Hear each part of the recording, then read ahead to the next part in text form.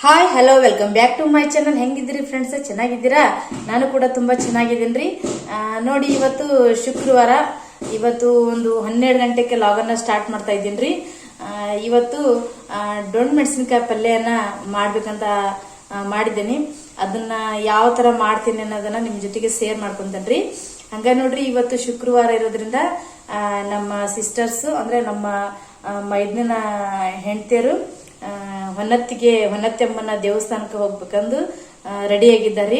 ಅವರು ಕೂಡ ಬೇಳೆ ಪಲ್ಯ ಮತ್ತು ಮುಳುಗಾಯಿ ಎಣ್ಗಾಯಿ ಹಂಗೆ ಪುಳಿಯೋಗರೆ ರೊಟ್ಟಿ ಈ ತರ ಅಡಿಗೆನ ಮಾಡಿ ಕಟ್ಕೊಂಡು ಹೊಂಟಿದ್ದಾರೆ. ಹುಡುಗರೆಲ್ಲ ಸೇರ್ಕೊಂಡು ಇವತ್ತು ಶುಕ್ರವಾರದಿಂದ ದೇವಸ್ಥಾನಕ್ಕೆ ಹೊಂಟಿದ್ದಾರೆ.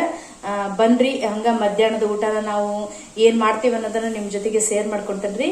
ಹಂಗಾರ ಬನ್ರಿ ಫ್ರೆಂಡ್ಸ್, ದೊಡ್ಡ ಮೆಣಸಿನಕಾಯಿ ಪಲ್ಯನ ಯಾವ ರೀತಿ ಮಾಡೋದು ತೋರಿಸ್ತೀನಿ. ಬನ್ರಿ. ಹಂಗಾರ ಇಲ್ಲಿ ಡೊಣ್ ಮೆಣಸಿಕಾಯನ್ನ ತೊಳ್ಕೊಂಡು 4 ಭಾಗ ಮಾಡಿ ಹೆಚ್ಚಿ ಹುರ್ಕೊಂಡು ಇಟ್ಕೊಂಡೇನ್ರಿ. ಇವಾಗ ಇಲ್ಲಿ ಸ್ವಲ್ಪ ಶೇಂಗಾ ಬೀಜನ ತೊಗೊಂಡೇನಿ. ಇವನು ಕೂಡ ಹುರಿದು ಬೇಳೆ ಮಾಡಿ ಇಟ್ಕೊಂಡಿದ್ದೇನೆ. ಹಾಗೆ ಮಿಕ್ಸಿಗೆ ಕೂಡ ಗ್ರೈಂಡ್ ಮಾಡಿ ಇಟ್ಕೊಂಡಿದ್ದೇನೆ. ಇದನ್ನು ಪುಡಿ ಮಾಡಬೇಕು. ಇದನ್ನು ತರಿ ಎಲ್ಲ ಸ್ವಲ್ಪ ಸಣ್ಣಗೆ ಮಿಕ್ಸಿ ಮಾಡಿ ಇಟ್ಕೋಬೇಕ್ರಿ. ಡೊಣ್ ಮೆಣಸಿನಕಾಯಿ ಪಲ್ಯ ಮಾಡಲಿಕ್ಕೆ ನಾನು ಇಲ್ಲಿ ಶೇಂಗಾ ಪುಡಿಯನ್ನು ತೊಗೊಂಡಿದ್ದೀನಿ. ಶೇಂಗಾ ಹುರಿದು ಇಟ್ಕೊಂಡು ಶೇಂಗಾ ಪುಡಿಯನ್ನು ತೊಗೊಂಡಿದ್ದೀನಿ.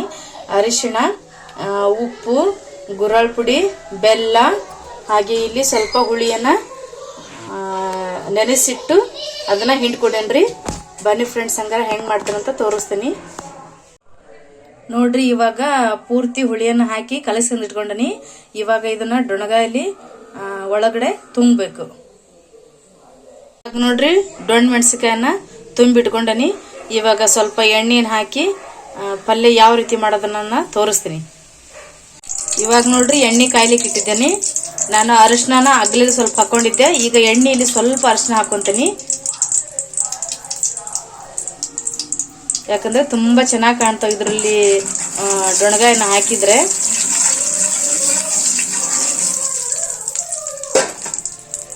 ಇವಾಗ ಈ ತುಂಬಿಟ್ಟಿರತಕ್ಕಂತ ಡೊಣಗಾಯಿನ ಇದರಲ್ಲಿ ಹಾಕ್ತೇನೆ.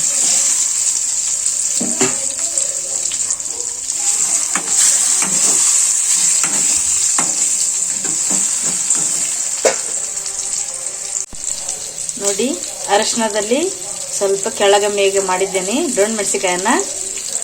ತುಂಬಾ ಚೆನ್ನಾಗಿ ಕಾಣ್ತಿದೆ. ಇವಾಗ ಇದಕ್ಕೆ ಈ ಮಸಾಲೆಯನ್ನ ಮಾಡ್ಕೊಂಡಿದ್ನಲ್ಲ, ಅದಕ್ಕೆ ಹುಳಿಯನ್ನ ಹಿಂಡಿಟ್ಕೊಂಡೇನ್ರಿ. ಇವಾಗ ಇದಕ್ಕೆ ಹಾಕ್ತೀನಿ.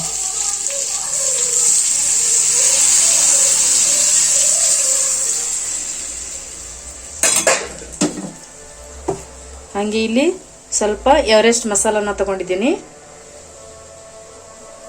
ಇವಾಗ ಇದಕ್ಕೆ ಸ್ವಲ್ಪ ಹಾಕ್ತೀನಿ.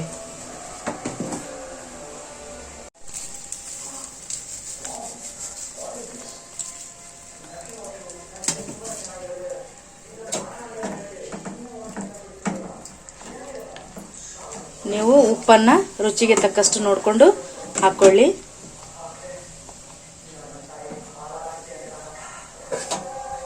ನೋಡಿ, ಇವಾಗ ಕುದೀತಾ ಇದೆ. ಇದಕ್ಕೆ ನಾನು ಇನ್ನೊಂದು ಸ್ವಲ್ಪ ಶೇಂಗಾ ಪುಡಿಯನ್ನ ಹಾಕೊಳ್ತೀನಿ. ಶೇಂಗಾ ಪುಡಿ ಹಾಕಿದ್ರೆ ತುಂಬಾ ರುಚಿಕರವಾಗಿರ್ತೈತ್ರಿ.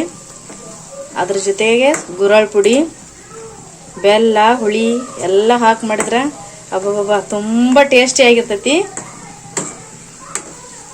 ಇದು ಸ್ವಲ್ಪ ಕುದಿಲಿ.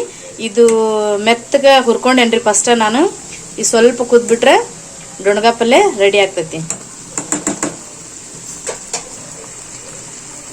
ನೋಡ್ರಿ, ಡೊಣ್ ಮೆಣಸಿನಕಾಯಿ ಪಲ್ಯ ರೆಡಿ ಆಯ್ತು.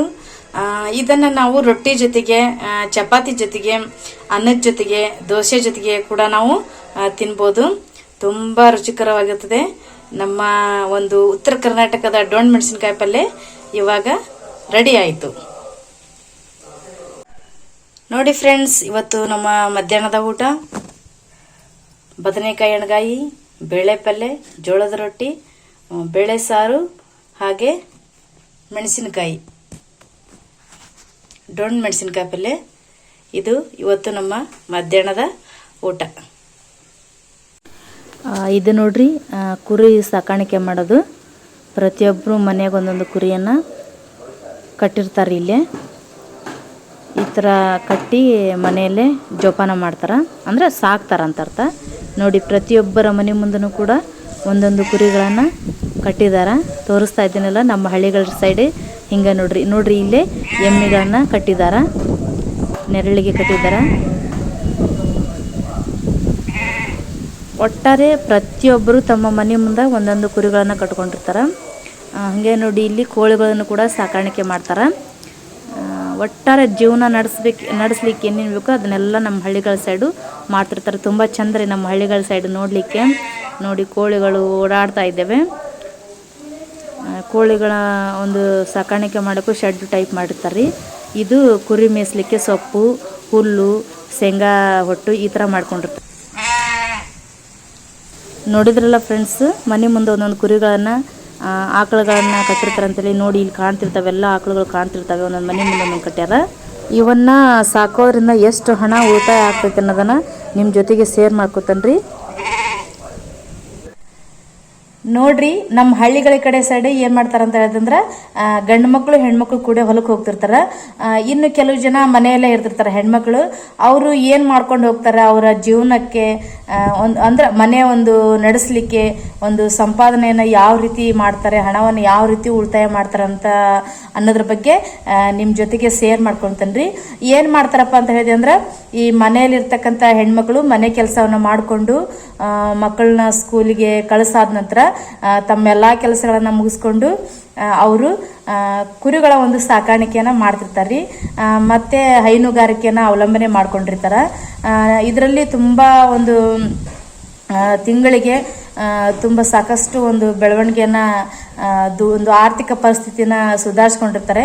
ಯಾವ ರೀತಿ ಮಾಡ್ತಾರಪ್ಪ ಅಂತ ಹೇಳಿದ್ರೆ, ಇವಾಗ ಒಂದು ಕುರಿಯನ್ನು ತಗೊಳ್ತಾರೆ ಅವರು, ಅಂದರೆ ಕುರಿಯನ್ನು ಒಂದು ಸಾಕೋದಕ್ಕೆ ಏನು ಮಾಡ್ತಾರೆ ಅಂತ ಹೇಳಿದ್ರೆ, ಒಂದು ಕುರಿ ರೇಟು ಇವಾಗ 8,000 ರೂಪಾಯಿ ಐತಪ್ಪ. 8,000 ರೂಪಾಯಿ ಕೊಟ್ಟು ಒಂದು ಕುರಿಯನ್ನು ತಗೊಂಡೆ ಅಂದ್ರೆ ಆ ಕುರಿಯನ್ನು ಅವರು ಒಂದು 3 ರಿಂದ 2.5-4 ತಿಂಗಳ ಈ ಥರ ಮೇಯಿಸ್ತಾರೆ ಮನ್ಯಾಗ. ಮೇಯಿಸಿ ಅದಕ್ಕೆ ಏನೇನು ಮಾಡ್ತಾರೆ ಅಂತಂದ್ರೆ, ಶೇಂಗಾ ಹೊಟ್ಟು, ಆಮೇಲೆ ತೋಟದ ಸೊಪ್ಪು, ಹುಲ್ಲು, ಈ ಥರ ಒಂದು ಮೇವನ್ನು ಇಟ್ಕೊಂಡಿರ್ತಾರೆ ಮನೆಯಲ್ಲಿ. ಇಟ್ಕೊಂಡು ಅದನ್ನು ದಿನಂಪ್ರತಿ ಅದಕ್ಕೆ ನೀರು ಕುಡಿಸ್ಕೊಂತ ಮೇಯಿಸ್ಕೊಂತ ಒಂದು 4 ತಿಂಗಳ ಮೇಯಿಸ್ತಾರೆ. ಅದನ್ನು 4 ತಿಂಗಳ ಮೇಯಿಸಿದ ನಂತರ ಅದನ್ನು ಎಷ್ಟಕ್ಕೆ ಕೊಡ್ತಾರಪ್ಪ ಅಂತ ಹೇಳಿದ್ರೆ, ಒಂದು ಮಿನಿಮಮ್ಮು 18 ರಿಂದ 20,000 ರೂಪಾಯಿಗೆ ಮಾರ್ತಾರೆ. ಅವ್ರು ತಂದಿರೋದು ಎಷ್ಟಕ್ಕೆ, ಒಂದು 8,000 ರೂಪಾಯಿ ಕೊಟ್ಟು ಕುರಿಯನ್ನು ತಂದಿರ್ತಾರೆ. ಒಂದು 18,000 ರೂಪಾಯಿ ಕೊಟ್ಟರು ಅವ್ರಿಗೆ ಒಂದು 10,000 ರೂಪಾಯಿ ಉಳಿತಾಯ ಆಯ್ತು. ಅದರೊಳಗೆ 10,000 ರೂಪಾಯಿ ಉಳಿತಾಯ ಅಂದ್ರೆ ಅವ್ರ ಮನೆಯಲ್ಲಿ ಕೆಲಸ ಮಾಡಿಕೊಂಡು ತಮ್ಮೆಲ್ಲ ಕೆಲಸಗಳನ್ನು ಮುಗಿಸ್ಕೊಂಡು ಇದನ್ನ ಪಾರ್ಟ್ ಟೈಮ್ ಅಂತ ಮಾಡಿಕೊಂಡ್ರು 10,000 ರೂಪಾಯಿಯನ್ನು ಉಳಿತಾಯ ಮಾಡಿರ್ತಾರೆ. ಇದು ಒಂದು ಉಳಿತಾಯದ ಹಾದಿ ನಮ್ಮ ಹೆಣ್ಮಕ್ಳು ಮಾಡೋದು. ಮನೆಯಲ್ಲಿ ಹಳ್ಳಿಗಳಲ್ಲಿ ಹೆಣ್ಮಕ್ಳು ಒಂದು ಸಂಪಾದನೆ ಮಾಡೋದು, ಒಂದು 10,000 ರೂಪಾಯಿಯನ್ನ ಉಳಿತಾಯ ಮಾಡಿದ್ರು. ಇನ್ನು ಹೈನುಗಾರಿಕೆ, ಕೆಲವೊಂದಿಷ್ಟು ಜನ ಮನೆಯಲ್ಲಿ ವಯಸ್ಸಾದ್ರು ಇರ್ತಾರಲ್ಲ, ತೀರಾ ವಯಸ್ಸಾದ್ರಂದ್ರೆ ಒಂದು 50-55 ಹಿಂಗೆ ಇರ್ತಾರಲ್ಲ, ಅವರು ಕೂಡ ಎಮ್ಮಿಗಳನ್ನು ಹಾಗೂ ಆಕಳುಗಳನ್ನು ಜೋಪಾನ ಮಾಡಿರ್ತಾರೆ. ಜೋಪಾನ ಮಾಡಿಕೊಂಡು ದಿನಂಪ್ರತಿ ಬೆಳಗ್ಗೆ ಒಂದು 12 ಗಂಟೆಯಿಂದ 4 ಗಂಟೆವರೆಗೂ ಹೊರಗಡೆ ಹೊಲವನ್ನು ಸುತ್ತಿಸ್ಕೊಂಡ್ಬರ್ತಾರೆ ರೀ, ಅಂದರೆ ಮೇಯಿಸ್ಕೊಂಡು ಬರ್ತಾರೆ. ಆನಂತರ ಸಾಯಂಕಾಲ 6 ಗಂಟೆಗೆ ಹಾಲನ್ನು ಹಿಂಡಿ ಡೈರಿಗೆ ಕೊಡ್ತಾರೆ. ನಮ್ಮ ಹಳ್ಳಿಗಳ ಕಡೆಯಲ್ಲಿ ಹೈನುಗಾರಿಕೆ ತುಂಬ ಚೆನ್ನಾಗೈತ್ರಿ. ಇವಾಗ ಹಾಲಿನ ದರನು ಕೂಡ ತುಂಬ ಚೆನ್ನಾಗಿದೆ. ಒಂದು ಆಕಳ ಎಷ್ಟಪ್ಪ ಅಂತ ಹೇಳಿದ್ರೆ 4 ರಿಂದ 5 ಲೀಟರ್ ಹಾಲು ಇರ್ತೈತಿ. ಬೆಳಗ್ಗೆ ಒಂದು 5 ಲೀಟರ್ ಹಾಲು, ಸಾಯಂಕಾಲ ಒಂದು 5 ಲೀಟರ್ ಹಾಲು, ಅಂದರೆ ದಿನಕ್ಕೆ ಒಂದು 10 ಲೀಟರ್ ಹಾಲನ್ನು ಅವರು ಮಾರ್ತಾರೆ. ಅದು ಕೂಡ ತಿಂಗಳಿಗೆ ಏನೇ ಇಲ್ಲಪ್ಪ ಅಂತ ಹೇಳಿದಂದ್ರು 30 ರಿಂದ 35 ಸಾವಿರ ರೂಪಾಯಿ ಹಣವನ್ನು ಸಂಪಾದನೆ ಮಾಡ್ತಾರೆ ಮನೆಯಲ್ಲಿ ಇರ್ತಕ್ಕಂಥ ಹೆಣ್ಮಕ್ಳು. 30 ರಿಂದ 35 ಸಾವಿರ ರೂಪಾಯಿ ಹಾಲಾದ್ರೆ ಅವರು ಒಂದು 2 ತಿಂಗಳಿಗೆ 2 ಅಥವಾ 2.5 ತಿಂಗಳಿಗೆ ಸಗಣಿ ಗೊಬ್ಬರವನ್ನು ಕೂಡ ಮಾರ್ತಾರ್ರಿ. ಅಂದ್ರೆ ಆಕಳು ಹಾಕಿರ್ತಕ್ಕಂಥ ಸಗಣಿಯನ್ನ ಕಸ ಹೊಡೆದು ಒಂದು ಕಡೆ ತಿಪ್ಪೆ ತರ ಹಾಕಿದೆ ಅಂದ್ರೆ ಅದು ಕೂಡ 6,000 ರೂಪಾಯಿಗೆ ಒಂದು ಟ್ರ್ಯಾಕ್ಟರ್ ಇದೆ ಗೊಬ್ಬರದ ರೇಟು. ಅದೇ ತರನ ಒಂದು ಎರಡು ತಿಂಗಳ ಬಿಟ್ಟಂದ್ರೆ ಒಂದು 6,000 ರೂಪಾಯಿ ಒಂದು ಗೊಬ್ಬರವನ್ನು ಕೂಡ ಮಾರ್ತಾರ. 35,000 ಒಂದು 6,000 41,000 ರೂಪಾಯಿ ಒಂದು ಹೈನುಗಾರಿಕೆಯಲ್ಲಿ ಉಳಿತಾಯ ಮಾಡ್ತಾರೆ. ನಿಜವಾಗ್ಲೂ ತುಂಬಾ ಚೆನ್ನಾಗೈತಿ. ನಮ್ಮ ಹಳ್ಳಿ ಕಡೆ ಹೆಣ್ಮಕ್ಳು ಏನೋ ಕೆಲಸ ಮಾಡ್ಕೊಂಡ್ರು ಈ ಪಾರ್ಟ್ ಟೈಮ್ ಜಾಬ್ ಮಾಡ್ಕೊಂಡ್ರು ಇದು ಒಳ್ಳೆ ಯಾವುದಕ್ಕೂ ಹಿಂಜರಂಗಿಲ್ಲ. ಹಳ್ಳಿಗಳ ಸೈಡ್ ಕುರಿ ಸಾಕಾಣಿಕೆ ಆಗಿರ್ಬೋದು, ಹೈನುಗಾರಿಕೆ ಆಗಿರ್ಬೋದು, ಕೋಳಿ ಸಾಕಾಣಿಕೆ ಅಂತ ಮಾಡ್ಬೋದು. ಈಗ ನೋಡ್ರಿ ಒಂದು ನಾಟಿ ಕೋಳಿ ತಗೊಂಡೆ ಅಂದ್ರೆ 1,000 ರೂಪಾಯಿ ಇದೆ ಅದ್ರ ಬೆಲೆ. ಬೇರೆದರು ಈಗ ಕೊಳ್ಳಾಕ್ ಬರ್ತಿರ್ತಲ್ರಿ ನಾಟಿ ಕೋಳಿ ಇದೆ ಅಂತ ಹೇಳಿ, ಅದು ಕೂಡ 1,000 ರೂಪಾಯಿ ಇದೆ. ಇದೇ ತರ ಕೋಳಿ ಸಾಕಾಣಿಕೆಯನ್ನು ಕೂಡ ಮಾಡ್ತಾರೆ. ಒಟ್ಟಾರೆ ಹಳ್ಳಿಗಳಲ್ಲಿ ಮನೆಯಲ್ಲಿ ಇರ್ತಕ್ಕಂಥ ಹೆಣ್ಮಕ್ಳು ಮಾಡ್ತಕ್ಕಂಥ ಒಂದು ಆರ್ಥಿಕ ಪರಿಸ್ಥಿತಿಯನ್ನ ಈ ರೀತಿ ಸುಧಾರಣೆ ಮಾಡ್ಕೊಂಡು ಹೋಗ್ತಾರ್ರಿ. ನಂತರ ನಾವು ಒಂದು ಸಂಘ ಸಂಸ್ಥೆಗಳಂತ ಮಾಡ್ಕೊಂಡಿರ್ತೇವ್ರಿ. ಇವಾಗ ನಾವೇ ಮಾಡ್ತಿದ್ದೇವಲ್ಲ ಧರ್ಮಸ್ಥಳ ಸಂಘವನ್ನ, ಅದಕ್ಕೆ ಪ್ರತಿ ವಾರ ನಾವು ಪ್ರತಿನಿತ್ಯ 10 ರೂಪಾಯಿ ಉಳಿತಾಯ ಮಾಡ್ತಾರೆ. ಕೆಲವು ಸಂಘಗಳು 20 ರೂಪಾಯಿನ ಉಳಿತಾಯ ಮಾಡ್ತಾರೆ. ಆದ್ರೆ ನಮ್ಮ ಸಂಘದಲ್ಲಿ 10 ರೂಪಾಯಿನ ಕೂಡ ನಾವು ಉಳಿತಾಯ ಮಾಡ್ಕೊಂಡು ಹೋಗ್ತೀವಿ. 10 ರೂಪಾಯಿ ಉಳಿತಾಯ ಮಾಡಿದೆ ಅಂದ್ರೆ ನಾವೇನ್ ಮಾಡ್ತೀವಿ, ಅದರಲ್ಲಿ ಸಾಲವನ್ನ ತಗೊಳ್ತೀವಿ.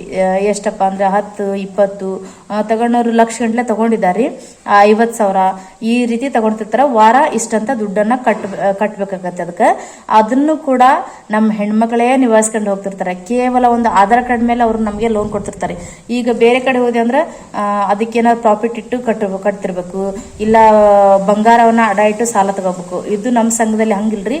ಏನು ಯಾವುದು ಒಂದು ಅಡವಿಲ್ಲದೆ ಒಂದು ಸದಸ್ಯರ ನಂಬಿಕೆ ಮೇಲೆ ನಮಗೆ ಲಕ್ಷ ಗಂಟ್ಲೆ ಸಾಲ ಕೊಡ್ತಾರೆ ನಮ್ಮ ಧರ್ಮಸ್ಥಳದ ಯೋಜನೆಯಿಂದ. ಅಲ್ಲಿ ಕೂಡ ನಮ್ಮ ಹೆಣ್ಮಕ್ಳು ಒಂದು ಉಳಿತಾಯನ ಮಾಡ್ಕೊಂಡು ಹೋಗ್ತಾರೆ. ಇವಾಗ ಒಬ್ರು 1,00,000 ರೂಪಾಯಿ ತಗೊಂಡ್ರಪ್ಪ, 1 ವರ್ಷಕ್ಕೆ 1,00,000 ರೂಪಾಯಿ ತಗೊಂಡೆ ಅಂದ್ರೆ ಬಡ್ಡಿ ಮಾತ್ರ ಭಾಳ ಕಡಿಮೆ ಐತ್ರಿ. ಅದ್ರೊಳಗೆ 1,00,000 ರೂಪಾಯಿ ಸಾಲ ತಗೊಂಡೆ ಅಂದ್ರೆ ಅದನ್ನು ಕೂಡ ಅವರು ಮಕ್ಕಳ ಶಿಕ್ಷಣಕ್ಕೋಸ್ಕರ, ಒಂದು ಮದುವೆಗೋಸ್ಕರ, ಅವರ ಒಂದು ಆರ್ಥಿಕ ಸುಧಾರಣೆಯನ್ನ ಸುಧಾರಿಸೋಕ್ಕೋಸ್ಕರ 1,00,000 ರೂಪಾಯಿ ಹಣವನ್ನು ತಗೊಂಡ್ರು ಕೂಡ ತುಂಬಾ ಚೆನ್ನಾಗಿ ಕಟ್ಕೊಂಡು ಹೋಗ್ತಾರೆ. ಯಾವುದೇ ರೀತಿಯ ಆತಂಕವಿಲ್ಲದೆ ಕಟ್ಕೊಂಡು ಹೋಗ್ತಾರೆ. ಯಾಕಂದ್ರೆ ಕೆಲವರು ದಿನಂಪ್ರತಿ ಹೊಲಕ್ಕೆ ಹೋಗ್ತಿರ್ತಾರ. ಈಗ ಮತ್ತೆ ಹೈನುಗಾರಿಕೆ ಅಂತ ಹೇಳಿದ್ರೆ ಪ್ರತಿ ವಾರ ನಮ್ಗೆ ದುಡ್ಡು ಜಮಾ ಆಗ್ತಿರ್ತೈತಿ. ಅದೇ ದುಡ್ಡನ್ನ ನಮ್ಗೆ ಈಗ 1,00,000 ರೂಪಾಯಿ ಹಣವನ್ನ ಕೂಡ್ಸಕ್ ಆಗಂಗಿಲ್ಲ. ಹಂಗಾಗಿ ಈ ಒಂದು ದಿನಂಪ್ರತಿ ದುಡ್ದ ಹಣ ವಾರಕ್ಕೊಂದ್ಸರಿ ಕೈಗೆ ಸೇರುತ್ತೆ. ಮತ್ತೆ ಹಾಲಿನ ರೊಕ್ಕನು ಕೂಡ ನಮ್ಗೆ ವಾರಕ್ಕೊಂದ್ಸತಿ ನಮ್ ಕೈಗೆ ಸೇರ್ತೈತ್ರಿ. ಅದೇ ಹಣವನ್ನ ನಾವು ತಕೊಂಡು ಏನ್ ಮಾಡ್ತೀವಿ, ಸಾಲವಾಗಿ ತಗೊಂಡಿರ್ತೇವಲ್ಲ ಅದೇ ಹಣವನ್ನ ನಾವು ಮತ್ತೆ ಹೊಳ್ಳಿ ನಮ್ಮ ಸಂಘದ ಒಂದು ಇದಕ್ಕೆ ಕಟ್ಟಿಬಿಡ್ತೇವ್ರಿ. ನಾವು ಪ್ರತಿ ಗುರುವಾರಕ್ಕೊಮ್ಮೆ ಕಲೆಕ್ಷನ್ ಆಗ್ತೈತಲ್ಲ, ಪ್ರತಿ ವಾರನ ಆ ದುಡ್ಡನ್ನ ನಾವು ಕಟ್ಟಿಬಿಡ್ತೇವೆ. ಈ 1,00,000 ರೂಪಾಯಿ ನಮ್ಗೆ ಏನೋ ಒಂದೊಳ್ಳೆ ಮನೆಯಲ್ಲಿ ಎಮರ್ಜೆನ್ಸಿ ಅಂತಂದ್ರೆ ಅದೇ ಹೇಳ್ತಾನೆ, ಶಿಕ್ಷಣ ಆಯ್ತು, ಮದುವೆ ಆಯ್ತು, ಏನಾದ್ರೂ ಎಮರ್ಜೆನ್ಸಿ, ಈಗ ಬೀಜ ಗೊಬ್ಬರಕ್ಕಂತ ಬೇಕಾಗಿರ್ತೈತಿ. ಎಮರ್ಜೆನ್ಸಿಗೋಸ್ಕರ ನಾವು ಬೇರೆ ಕಡೆ ಬಡ್ಡಿ ಜಾಸ್ತಿ ಇಲ್ದಂಗೆ ತಗೊಳ್ಳಿಲ್ದಾನೆ ನಾವು ಇದರಲ್ಲಿ ಕಡಿಮೆ ಬಡ್ಡಿ ದರದಲ್ಲಿ ಸಾಲವನ್ನು ತಗೊಂಡು ಈ ರೀತಿಯಾಗಿ ನಾವು ದುಡ್ಡನ್ನ ಕಟ್ಕೊಂತ ಹೋಗ್ತೇವ್ರಿ. ಇದು ಕೂಡ ನಮ್ಮ ಒಂದು ಆರ್ಥಿಕ ಸ್ವಾವಲಂಬನೆಗೆ ಒಂದು ಉಪಯುಕ್ತವಾದ ಒಂದು ಮಾಹಿತಿನ ಅಂತ ಹೇಳ್ಬೋದು. ಯಾಕಂದ್ರೆ ಇವಾಗ ನಾವು 10,000 ರೂಪಾಯಿ ಸಾಲ ತಗೋಣಕ್ಕೆ ಹೋದೆ ಅಂದ್ರಿ ಎಷ್ಟೊಂದು ಬಡ್ಡಿ, 3 ರೂಪಾಯಿ ಬಡ್ಡಿ, 4 ರೂಪಾಯಿ ಬಡ್ಡಿ, 5 ರೂಪಾಯಿ, 10 ರೂಪಾಯಿ ಈ ತರ ಬಡ್ಡಿ ಇರ್ತೈತಿ. ಆದ್ರೆ ನಮ್ಮ ಧರ್ಮಸ್ಥಳ ಸಂಘದಲ್ಲಿ ಹಂಗಲ್ಲ, ಕೇವಲ 63% ಬಡ್ಡಿಯಲ್ಲಿ ನಮ್ಗೆ ಹಣವನ್ನ ಕೊಡ್ತಾರ್ರಿ. 10,000 ತಗೊಂಡ್ರೆ ಕೇವಲ 540 ರೂಪಾಯಿನ ಬಡ್ಡಿ ಐತ್ರಿ. ತುಂಬಾ ಕಡಿಮೆ ಬಡ್ಡಿ. ಹಂಗಾಗಿ ಪ್ರತಿಯೊಬ್ಬರು ಹಳ್ಳಿಗಳಲ್ಲಿ ನಾವು ಸಂಘದಲ್ಲಿ ಸೇರ್ಕೊಂಡಿರ್ತೇವ್ರಿ. ಸಂಘದಲ್ಲಿ ಸೇರ್ಕೊಂಡು ಸಾಲವನ್ನ ತಗೊಂಡು ಮತ್ತೆ ಹೊಳ್ಳಿ ಆ ಸಾಲವನ್ನ ಮರುಪಾವತಿ ಮಾಡ್ತೀವಿ. 1 ವರ್ಷದೊಳಗ ಮರುಪಾವತಿ ಮಾಡ್ತೀವಿ. ಮತ್ತೆ ನಮಗೆ ಬೇಕಾದಾಗ ಸಾಲವನ್ನ ತಕೊಳ್ತೇವೆ. ಈ ರೀತಿಯಾಗಿ ಕೂಡ ನಮ್ಮ ಹೆಣ್ಮಕ್ಳು ಒಂದು ಉಳಿತಾಯವನ್ನ ಮಾಡ್ತಾರೆ. ದುಡ್ಡಿನ ಒಂದು ಉಳಿತಾಯವನ್ನು ಕೂಡ ಮಾಡ್ತಾರೆ. ಒಟ್ಟಾರೆ ಅವರು ಯಾವುದೇ ರೀತಿಯ ಧೈರ್ಯಗೆಡದೆ, ಕುಗ್ಗದೆ ಒಂದು ಆರ್ಥಿಕ ಸ್ವಾವಲಂಬಿ ಜೀವನ ನಡೆಸ್ತಿರ್ತಾರೆ. ಆರ್ಥಿಕವಾಗಿ ಒಂದು ಸ್ವಾವಲಂಬನೆ ಹೊಂದ್ಕೊಳ್ಳೋಕೆ ಜೀವನವನ್ನ ನಡೆಸ್ತಾರೆ. ಇವತ್ತಿನ ವಿಡಿಯೋ ನಿಮಗೆ ಇಷ್ಟವಾದ್ರೆ ದಯವಿಟ್ಟು ಶೇರ್ ಮಾಡ್ರಿ, ಲೈಕ್ ಮಾಡ್ರಿ, ಕಮೆಂಟ್ಸ್ ಮಾಡ್ರಿ. ಹಂಗೆ ಇನ್ನೂವರೆಗೂ ಯಾರು ನನ್ನ ಚಾನಲ್ಗೆ ಸಬ್ಸ್ಕ್ರೈಬ್ ಆಗಿಲ್ಲಲ್ರಿ, ದಯವಿಟ್ಟು ಸಬ್ಸ್ಕ್ರೈಬ್ ಆಗಿ.